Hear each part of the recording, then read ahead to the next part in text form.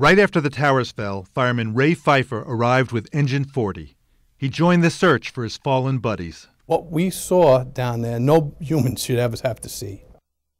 He worked in a choking dust cloud, a brew of pulverized cement and known carcinogens such as asbestos, benzene, PCBs, and dioxin. We're in toxic soup.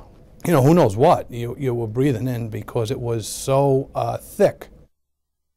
Pfeifer worked on the pile for 7 months. 9 years later, the doctor said to me, he says, Ray, it's stage 4 cancer. The diagnosis was kidney cancer that had spread to his bones. Doctors removed part of his leg and hip and a kidney. He's not the only first responder who became ill. There's a lot of guys that are sick on this job. A lot of guys. You know, a lot of guys got cancer. The Lancet Medical Journal report is the first comprehensive cancer study of New York City firefighters after 9/11. This federally funded study shows firefighters working at the site had 10% more cancers than the general public and 19% more cancers than firemen not involved.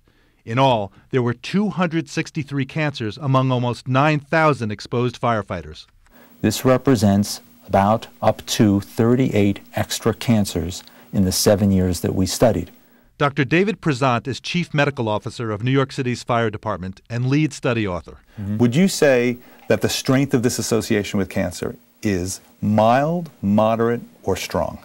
I would say it's a moderately strong association. The biggest surprise was that cancer was increased, but that increase is real, and now we need to address it.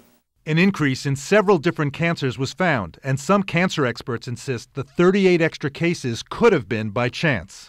And it's too early to know for sure if 9/11 exposure is the cause. I would draw really no definitive conclusion from it at this point. Dr. Al Nugent studies the link between environment and cancer.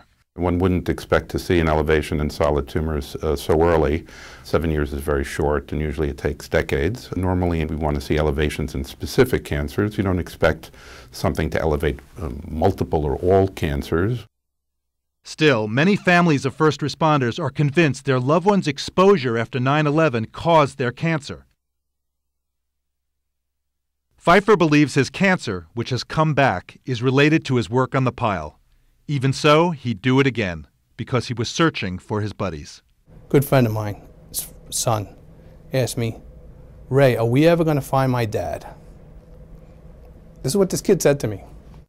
And I think we gave a lot of closure to a lot of families